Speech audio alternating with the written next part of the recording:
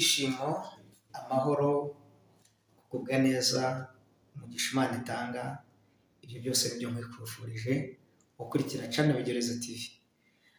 Ugushuhuje yitwa Theoneste Niyonzima, ndi CEO wa Bigerezo TV. Nijye tuganira umunsi ku munsi. Ndagira ngo shimire buri muntu wese ugira uruhare rukomeye kugira ngo ivugabutumwa dukora kuri YouTube igere kure. Imana iguhe umugisha, yaba abo dukunze kuganira, yaba abambonye bwa mbere. Nitwa Niyonzima Theoneste, ndagira ngo mbanze nguhe ikaze kandi shimire cyane by'umwihariko mwe mwagize uruhare kugira ngo ibyo dukora bigende bizamuka, cyangwa se mu yandi magambo uyu munsi wa none ivugabutumwa turi gukora rigere kuri. Imana ibahe umugisha, muri abantu badasanzwe, muri abantu b'inkoramutima, muri inshuti z'akadasohoka. Ndashimira cyane abadiaspora, abantu bari muri Amerika, Australia, Asia na Oceania, ndetse natwe abantu bari muri Afurika. Mwese mbashimire kandi ndabakunda. Munyemere dusenge Imana, twakire ijambo ry'Imana. Turagushimiye Mwami Yesu, wagize neza uraturinda, wabanye natwe uriya mwaka watambutse, warinze ubugingo bwacu. Si uko ibyaduhigaga bitari bihari, ariko watanze ingabo nyinshi zipfa ku bwacu. Niyo mpamvu tugarutse imbere yawe tugushimira. Mana, utagushima ninde? Hari abo wabyaje babona ineza yawe, abo baragushimiye. Abo warinze impanuka baragushimiye, abo warinze urupfu turagushimiye. Wagiye uturinda gupfa, udukuriraho impfu zari zitugarije, ariko wagiye utanga ibitambo. Niko wabwiye Kuro, uramubwira ngo Kuro nzakugiha imbere hataringaniye maringanize, kandi uramubwira ngo ibihindizo by'ibyuma zabicamo kabiri. Ibyo rero warabikoze ku muntu wese ugukunda, ndetse n'abatarakakumenya nabo wagiye ugakunda, kuko uri Imana itarobanura ku butoni. Wakoze igikorwa cy'indashyikirwa, uduha ubuzima. Niyo mpamvu turi imbere yawe tugushimira. Ntuhabwe icyubahiro Mwami. Tugiye kuganira n'ijambo ryawe muri aka kanya. Aba bantu bose bahurikiye ku isi yose, nkundire Mwami, fungura imitima yabo, kandi Mwuka Wera adufashe. Ndabizi neza ko irari ry'imitima yacu rihazwa nawe. Ntukabure icyubahiro tungana gutya, isi yose ihari, tuguhaye icyubahiro mu mitima yacu, kandi turakubashye Mwami. Bana nanjye muri uyu mwanya, Mwami ushyigikiye Mwuka Wera aherekeza iri jambo ryawe mu izina rya Yesu, amen. Murakoze cyane, mbahaye ikaze nanone kuri Channel Bigerezo TV. Ariko umwaka mwawutangiye neza, ndatekereza muri amahoro aho muri. Umwaka mwawugiriyemo umugisha.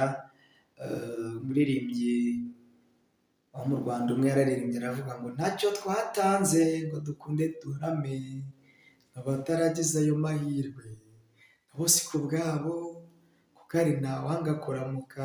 Rero nta kintu twatanze kuba Imana yaraturinze, nubona Imana yatugiriye. Munyemere dushimire Imana cyane, by'umwihariko dushimire Imana mu buryo bubiri. Uburyo bwa mbere ni ukwishimisha ibyuma birenga, niko Bibiliya ivuga. Tuyishimishe kandi ibyo yaduhaye, tuyishimishe amaturo, icya cumi, dutanga icya cumi n'amaturo. Ntabwo ari byo nje kuvuga, ariko nugira umugisha Imana ikaguha amafaranga, ikaguha ubuzima, ukabona ufite uburyo abandi batabonye. Iyo utanga icya cumi uzajya ushimira Imana. Utange n'ituro ryitwa iry'ishimwe. Hari ituro ryitwa iry'ishimwe, Imana ikaguha amafaranga atunguranye, cyangwa se ukabona umwaka urarangiye, ukabona urabyutse biremeye, ufite ubushobozi. Kandi niba utaba ufite ubufite bwo gutanga, kivuga ngo hashimwe Imana ibanye nanjye. Hari ituro ryitwa iryo gushimira Imana. Tujye dushima, tuyishimishe ibyo yaduhaye, tuyishimishe kandi n'ibyuma birenga, niko Bibiliya ivuga. Inanga, neberu n'ibyuma bivuga birangirira, kuko burya nabwo icyo bita worship, guhimbaza Imana, biri mu bintu binezeza Imana, bishimisha Imana. Icya kabiri mu bundi buryo bwo gushimira Imana, ni ugushimira Imana mu mutima wawe, ukavuga ngo Mana, jyewe ndagushimira ibi n'ibi A B C kugera kuri A Z, ukayishimira. Kandi mu gushimira Imana mu mutima ni ugukora ibyo gukiranuka. Nukora ibyo gukiranuka burya uba ushimiye Imana. Cyane ko hari n'abantu bajya gushimira Imana kenshi mu rusengero, bakagenda kuko yambaye umwenda mwiza, akagenda kugira ngo abantu bamurebe, yambaye urukweto rwiza. Buriya ntabwo ari gushimira Imana. Gushimira Imana njye nemera kandi numva nawe nakubwira, ni ugukora ibyo gukiranuka.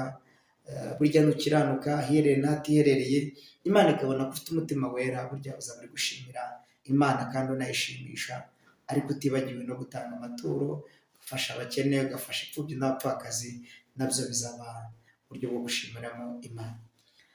Munyemerere rero mbasuhuze, ndasuhuza aba diaspora, ndasuhuza abantu muri Amerika, by'umwihariko hari inshuti zanjye z'akadasohoka, bajya banyandikira bakambwira ati mukozi w'Imana, warakoze kudushyiraho Canabyerezo TV, hari ibyigisho tubaho ushyiraho rwose cyane. Hari umugabo w'inshuti yanjye yitwa Baptiste Gahamanyi, Imana imumugisha, muri mu vugabutumwa w'itaroti n'abandi batandukanye, Imana ibumugisha, na Ntarishaje, n'abantu banjye, kandi tuzajya tubazanira n'abandi. Yesu abamugisha. N'umwaka dutangiye twumva twabaganiriza, ndashaka kuganiriza ijambo rivuga ngo humura, ntabwo agaciro kawe katakaye. Ntabwo agaciro kawe katakaye, niryo jambo numva nakuganiriza uyu mwaka. Birashoboka ko uriya mwaka usa naho wabaye mu buzima bwa wenyine, kumva agaciro kawe nta gaciro ufite mu maso y'abantu, kumva nawe ubwawe wariyanze. Hari umuntu agera mu buzima akumva ubuzima bwe bwarangiye, akumva nta gaciro afite, ariko nkuzaniye ijambo numva Imana ishyize ku mutima rivuga ngo humura, humura, ntabwo agaciro kawe karangiye. Mu yandi magambo, ntabwo ibyawe byarangiye, oya, haracyari ibyiringiro. Cya kabiri, si ukuba hakiri ibyiringiro gusa, ahubwo umugambi w'Imana ku buzima bwawe urakomeje. Kubera iki?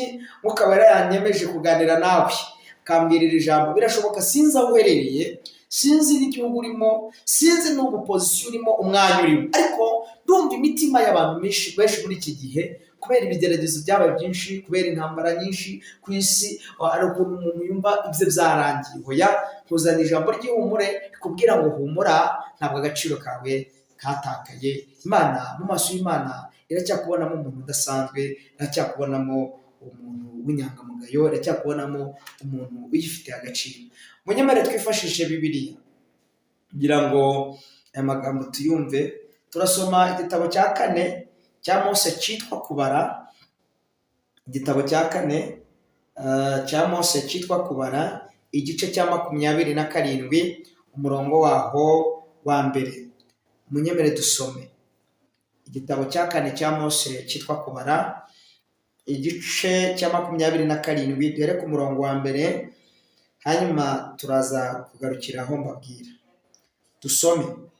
Bibiliya iravuze ngo Uwiteka acira abakobwa ba Selofehadi urubanza, maze yigira hafi abakobwa ba Selofehadi mwene Heferi w'i Gileyadi, wa Makiri wa Manase, bo mu miryango ya Manase mwene Yosefu. Aya niyo mazina y'abakobwa ba Selofehadi: Mahira na Nowa na Hogira na Miruka na Tirusa. Bahagarara imbere ya Mose na Eliyezari umutambyi n'abatware n'iteraniro ryose ku muryango w'ihema ry'ibonaniro, baravuga bati, data yapfiriye mu butayu, kandi ntiyari mu iteraniro ry'abiteranije kugomera Uwiteka bafatanije na Kora, ahubwo yapfanye ibyaha bye ubwe, kandi ntiyabyaye abahungu.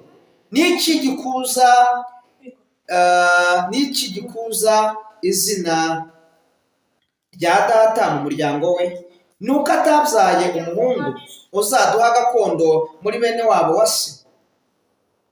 wa data. Mose ashyira Uwiteka urubanza rwabo. Uwiteka abwira Mose ati, abakobwa ba Selofehadi baburanye iby'ukuri, haleluya, ntuzabure kubaha gakondo muri bene wabo wa se, uzatume baragwa gakondo ya se. Kandi ubwire Abisirayeli uti, umuntu napfa adasize abahungu, muzatume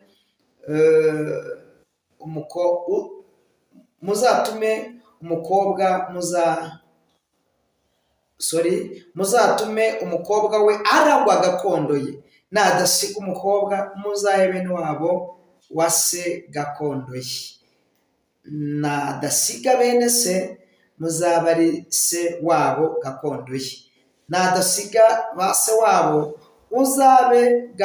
uzahe gakondo ye mwene wabo urusha kuba bugufi mu muryango, aba ari we uyenda. iryo ribere abisirayeli itegeko ritegeka uko baca imanza uko Uwiteka yategetse Mose. Amen. Imana iguhe umugisha wari uri kumva ijambo ry'Imana kandi umurikiye.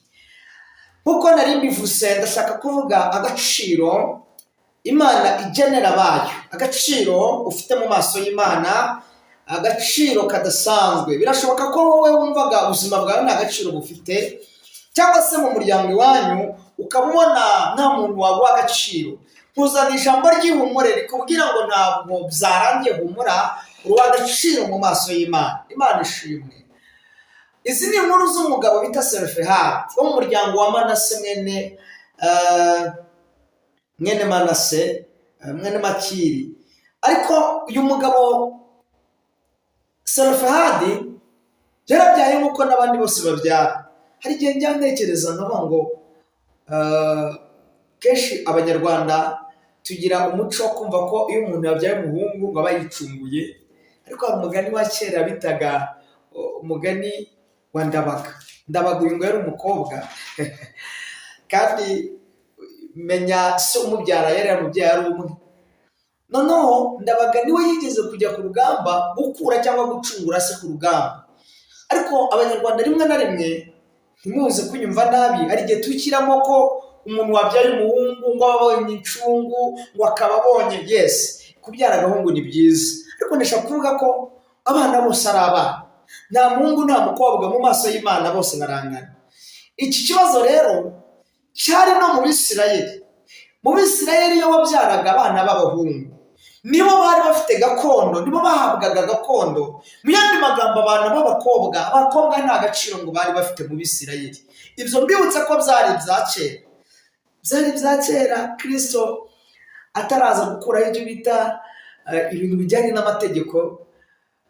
Uretse ko yavuze ijambo rikomeye ngo sinaje gukuraho amategeko, naje kuyakomeza. Ariko reka mvuge iri jambo rikomeye. Mu bintu Yesu yakoze, amaraso yamennye, hari ibintu Yesu yaziruye kera byaziraga. Amaraso ya Yesu yaziruye ibintu byinshi byaziraga, cyane nk'iki kintu, nk'uyu muhango wo kumva ko abahungu aribo bagakwiye guhabwa gakondo. Ariko Kristo aje, hari ibintu birindwi Yesu yakoreye ku musaraba. Ikintu cya mbere yaravuze ngo abarushye n'abaremerewe muze mwese mumusange ndabaruhura. Cya kabiri, hanyuma Yesu yabambiwe ibyaha byacu. Kabiri, ntabwo Yesu ari ku musaraba ngo hari umwenda wari ukingirije ahera cyane ngo uwo mwenda utabukamo kabiri. Ibi bisobanuye iki? Biravuze ngo umuntu wese ahawe uburenganzira bungana n'undi. Kwa Yesu twese turangana, nta muhungu nta mukobwa. Bibutse ko Kristo nanagaruka uko azasa niko twese tuzasa. Mu Bisirayeli rero bo bari bafite umuco mubi wo kurobanura abantu ku butoni, bagafata abakobwa bakumva nta gaciro bafite, bagafite abahungu bakaba aribo bahesha agaciro. N'ubu hari imyumvire bamwe na bamwe bakigira, kumva ngo yabyaye umukobwa ngo yagushisha, ngo aciye umuryango, ngo ubwo ngo abyaye umukobwa ngo buriya ngo oya, bisakirire ibyo bintu. Abantu b'Abakristo, abana n'umugisha, abana n'umwanda uturuka ku Uwiteka. Ndashaka kukubwira mama, ndashaka kukubwira papa, ndashaka kukubwira nawe mushiki wanjye na mukuru wanjye cyangwa se na murumuna wanjye, ntuzanire ijambo rivuga ngo humura, ntabwo agaciro kawe karangiye, agaciro kawe karacyahari. Imana ishimwe, agaciro Imana ihimbazwe, uracyafite agaciro. Mu Bisirayeli rero, nta Mwisirayeli w'umukobwa uhabwaga gakondo, bumvaga ko atari abantu. Ariko haleluya, uyu mugabo bita Selofehadi ngo aza kubyara abana 5, abyara uwa mbere. Ati tutegereze turebe ko abyara agahungu, abyara uwa kabiri. Ubwo urumva n'abamuhembye kuwa mbere babonye byaka kabiri, ntubibaza sinari mari, hagati bose turamuhemba iki, akomeje guca umuryango. Abyara uwa gatatu, simbizi mu mutima nawe uko yiyumvaga, abona noneho bitangiye gukomera. Abyara uwa kane, abyara 5. Aza gukora rero, haza kubaho igihe cya muzehe Selofehadi apfa atabyaye agahungu na kamwe. Reka rero muzace kabiri, habaho igihe cyo kujya gutanga gakondo, batanga imigabane.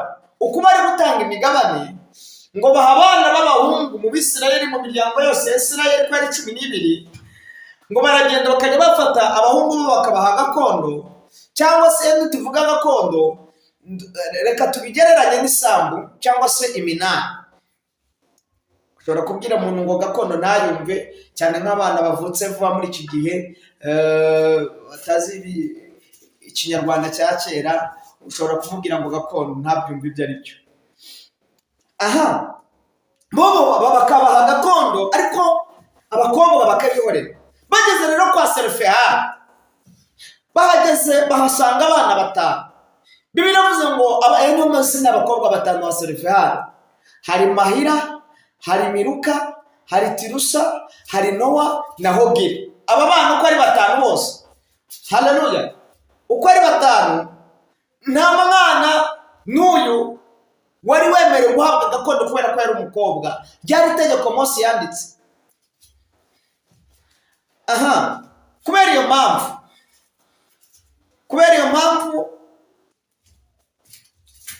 ntabwo byari byemewe ko babaha gakondo kubera itegeko ryanditse mu mategeko ya Mose.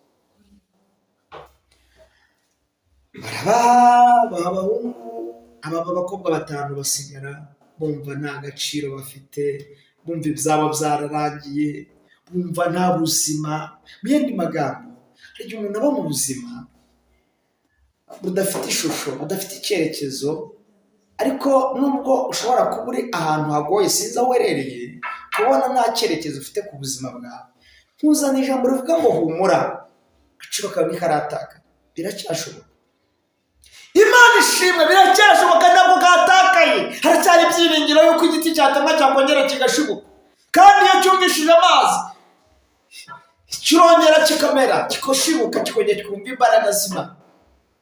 Mubwire rero ngo nawe humura, komera, ntabwo agaciro kawe kataka. Imana cyagufitiye imbabazi, cyagufitiye ibanga, ntiwigirire nabi. Bano bakobwa 5 ba Selofehadi nta kindi bakoze system yitwa gusenga. Ngo baragenda bafata igihe cyo gusenga, bamaze bumva mu mitima yabo nta kibazo kirimo, ngo baragenda basanga uyu muhanuzi bita Mose. Bajya kwa Mose, bajya kuburana urubanza. Ikibazo ni kimwe kihaba, nuko abantu batamenya umuntu aburana ryari. Ese aburana byagenze gute? Aba bakobwa 5 ba Selofehadi rero ngo baragenda bajya ngo imbere y'umuryango w'ihema ry'ibonaniro, bajya kuburana ibyaha, bajya kuburana gakondo yabo. Baragenda bageze imbere ya Mose, uvuga ati Mose rero tubanze tuganire, twumvikane kimwe. Icyambere, twebwe ubwacu mu miryango yacu, data yapfiriye mu butayu. Icyo ni ikirago cya mbere. Cya kabiri, mu bantu bitiriwe bari kumwe na Mose na Aroni na Kora bagomeye Uwiteka, data nigeze akora ikosa ryo kubagomera. Haleluya, haleluya. Ntabwo yigeze akora ikosa ryo kugomera Uwiteka. None data ko yapfiriye mu butayu, icya mbere nta byaha yigeze akora. Ikibazo gihaba kijya kibaho nuko abantu baburana, bakaburana n'amafuti. Ariko abakobwa baburanaga inzukuri. Bibiliya yavuze ngo aba bakobwa babanza kubwira Mose, baramubwira ngo icya mbere, data apfa ntabwo yigeze akora ibyaha. Kabiri, yapfiriye mu butayu, apfa wenyine, nta byaha yari yarakoze byo kwitirirwa, byo kwiteranya n'abari abagabo bakora Biramu na Datani, bafatanyije bakagomera Uwiteka na Mose. Icya kabiri, kuba atarabyaye umuhungu ntabwo bivuze ko Mose agomba kutwima gakondo. Niki gituma utwima gakondo yacu? Nuko data atabyaye umuhungu uzatuzungura, kubera ko imitima yabo, haleluya, yari imeze neza, iri kuburana by'ukuri. Bibiliya yavuze ngo uko bari kubwira Mose urubanza, uko bari kuburana urubanza, Imana yarabyumvaga, igenzura imitima yabo. Irebye mu mitima yabo, isanga muri bo ibyo baburana ni ukuri. Irebye irabitegereza, ireba ibintu bari kuvuga ni iby'ukuri. Reka umusabe ikintu gikomeye, ntuzagushyire urubanza rwa Uwiteka, ujye ubanza urebe uvuga ngo ibi bintu ndi kuburana, ese kuko ndi umukiranutsi, cyangwa ndi kuburana ibintu bitari ukuri. hari ukuntu abantu baza imbere y'Imana bakanasenga nabi ngo Mana ngo urabibona ngo ugenze uko ushaka, kugenza uko ushaka hoya yibwire ngo Mana ubwo se kugize nk'agatungo runaka, oya mujye musenga ariko musenge mubwize Imana ukuri. Abo bakobwa batanu ba Sarefati ni abakunze nasomye Bibiliya sanga bagiye imbere y'Imana ariko mu mitima yabo babanje kwikontorora, bigenzuye babona ko ibyo bari kuvuga ari ukuri. n'Imana ibirebye ibona ibyo bari kuburana ni ukuri. Bibiliya yavuze ngo Imana igenzura imitima yabo, ibonye ibyo baburana ari ukuri bituma Imana ivugana na Mose. Haleluya! Iramubwira ngo Mose, abakobwa batanu ba Sarefati baburanye iby'ukuri, ntubime gakondo, wibatesha agaciro gakondo yabo bayihabwe. Ntuzane ijambo rivuga ngo Imana ikumere gakondo, agaciro kawe ntikatakaye. Imana igufitiye gakondo, ntabwo agaciro kawe katakaye. Ngo baragenda nabo bahabwa gakondo, Imana ishimwe, bagira gakondo muri bene wabo wase, kandi agaciro kabo kasaga nk'akarangiye. Ariko Imana ikoze ikintu gikomeye, ibwiye Mose amubwira ngo Mose, aba bakobwa batanu ba Sarefati baburanye iby'ukuri. Reka nkubwire mama, reka nkubwire papa, nawe mukuru wanjye na sister, jya uburana mu maso y'Imana, uburane ibyaha, uburane ubugingo bwawe, ariko uburane neza ibyawe, uburane ibyawe ariko uvugisha ukuri. Gakondo yawe irahari, ntabwo agaciro kawe katakaye, ntabwo ibyawe byarangiye. Imana iracyagufitiye agaciro. Humura, humura, ntabwo agaciro kawe karangiye. Imana ikumera umugisha. Birashoboka ko wenda umugabo ubona aguhoza ku nkeke, ntabwo agaciro kawe karangiye. Birashoboka ko mu miryango barakubyaye se arakuyaka, ntabwo karangiye. Imana igufitiye imbabazi, nyitaba haleluya. Birashoboka ko umugabo wawe wenda atakumereye neza mu rugo, akajya guterera agaciro bitewe n'igihe tugezemo. Hari abagabo bamara gushaka abagore, barangiza bakabona abagore babo batangiye kugenda bajya mu zabukuru, agatangira kwirebera utwo dukobwa tw'iyo n'iyo, agatangira kubona wa mugore we babana nta gaciro gifite mu maso yiwe, agatangira biriho. Ejo bundi hari ahantu nagiye hamwe, bambwira ikibazo gihari gikomeye cyo gushakana. Abantu bagakora ubukwe uyu munsi, hashira nk'ukwezi bagakora divorce, agahita abona undi agatayishakira. Wa wundi agaciro kakaba gatakaye. Ariko ntuhumure, nubwo ushobora kuba uri muri ubwo buzima busa nk'ubeza gutyo, ntuzanire ijambo ry'ihumure rikubwira ngo Imana iracyagufitiye imbabazi.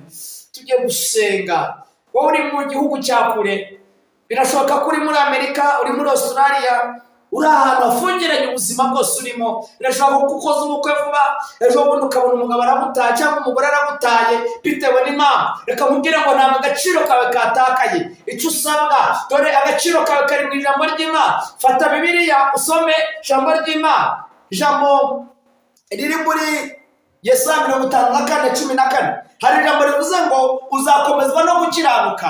Bibiliya ivuze ngo agahato kazakuba kure, uzaba kure biteye ubwoba kuko bitazakwegera. Ahari bazaterana ariko ntabwo ari Imana izabateranishe. Bibiliya ivuze ngo uzagukoraniraho wese azaba ari wowe wasize. Uyu ni umuntu ufite agaciro, umuntu ufite agaciro mu maso y'Imana. Imana imurwanira intambara. Ndagira ngo tuza kwegera mu kanya ko gusenga. Ninde muntu wumvaga muri we abona ibyo byarangiye? Birashoboka ko ubona ubuzima bwawe busa nkaho nta shusho bufite, ukabona wenda byarangiye. Kubwira ngo humura, agaciro kawe karacyahari. Aha twagera gusoza, ndumva shoje, dushaka ko dusoza. Agaciro kawe karahari, agaciro kawe karacyahari. Niyo mpamvu nshaka kubwira ngo humura. Nanjye Theoneste baganiriza, nanjye Imana igarura agaciro. Namaze imyaka 5 nzabaho ubuhamya, nzafata kanya mbaho ubuhamya ndi kumwe na madamu. Imana izabifashemo. Ndumva shaka kuzamubwira tuganiriza abantu b'Imana kuri Bigerezo TV. Namaze imyaka 5 nibana narapfakaye jyenyine. Nabaranye na madamu amezi 8, apfa byara umwana w'amezi 7. Amaze gupfa rero ubuzima bwanjye busa nkaho buhungabanye. Donc hari ukuntu umuntu ahura n'ibibazo rimwe na rimwe akumva ko agaciro ke gatakaye.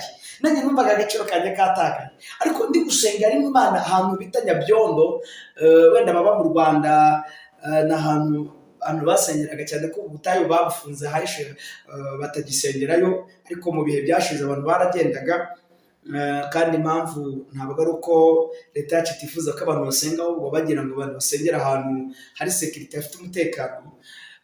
Ndi gusenga icyo gihe rero Imana irambwira ngo ndi Imana irahiye, mbona amarira urarurira, agaciro kawe gasa n'akataka ariko nkugarurira agaciro. Muri uko ku itariki ya mbere z'ukwa gatanu 2021 Imana ingarura agaciro. Ndabishimira Imana ko ubu ngubu nanjye akamwenyu mfite, umunezero mfite, n'ingano no konsa, ni ukubera ko mfite agaciro. Nanjye nitwa umugabo. Najyaga ngenda nkumva sindi umugabo mu bandi, kuko umugabo n'utari warashatse cyangwa utararongora, kandi narabikoze. Narangiza bavuga abasore, mvuga sindi umusore n'utararongoye, mvuga ngenda narabikoze. Nkishaka ari umuntu aho mu buzima bwo kwishakisha kibura, nuko nanjye nari meze. Ariko Imana igihe kiragera, Imana ishumbusha undi mugore, nanjye afite agaciro. Iyo narataha njye kumva nkumva telefone iramamagaye akambaza ngo bebe murataha ryari. Agaciro nagera mu rugo kubyo nkuriramo udusogisi kamutuzi inkoga, doka agaciro karagarutse. Imana yampaye agaciro, kandi nawe reka nkubwire ngo ntabwo byarangiye, agaciro kawe uracyagafite. Nkundira dusenga n'Imana, kandi ufite intimba n'agahinda nkubwire ngo humura, agaciro kawe karacyahari. Imana ikumere umugisha. Turagushimiye Mwami, iri jambo ni iryawe. Umuntu wese warudukurikiye wumvaga ubuzima bwe busa nkaho bwarangiye, ndamuhumurishe, ndamubwiye ngo agaciro ke ntikarangiye. Ni umugisha, kandi abantu bose bazakurikirana Bigirezo TV ujye ubamera umugisha. Mwami udutere n'inkunga, udushakire kamera ku buryo ibyo dukora bizajya bisa neza imbere y'abantu, uduhe uburyo n'ubushobozi, iri jambo rigere ku isi yose. Ndumva afite gahunda nziza yo kwagura ubwami bwawe. Utugirire neza kandi uturinde umubi, ahubwo twugirire neza Mwami. Urakoze Nyakubahwa, tugire neza, uca inzira aho zitari, tubone kwera kw'Imana. Uku kwezi kwa kabiri tukugiramo umugisha, kwa gatatu mu mezi atatu tubonemo igitangaza cy'Imana. Hari ibintu wakora abantu bakamenya ko Imana ibikoze. Ngaho ntukabura icyubahiro. Twateranye turi isi yose, abantu bose ari kumva ubutumwa bwiza. Urakoze kunyumvishije, mbere umugisha umuntu wese unyumvishije, kandi nkuko wagaruriye agaciro bari abakobwa 5 ba Serufiyadi bakabaha gakondo. Uyu muntu wataye agaciro mu muryango, uyu muntu udafite agaciro mu rugo rwari urimo, umuntu udafite agaciro mu bandi no mu kazi arimo, muhesheje agaciro kubwo kwizera amaraso ya Yesu n'ijambo ry'Imana. Urakoze kunyemereye ko abantu bahabwa agaciro mu izina rya Yesu. Amen. Mwakoze cyane, Imana y'umugisha. Nzajya ngerageza kubaha ibiganiro bigufi, Mwuka Wera ajya bidufashamo. Murakoze, reka mvuge ngo Astra Vista, I love you, ndabakunda. Murakoze cyane, kandi mugire umunsi mwiza.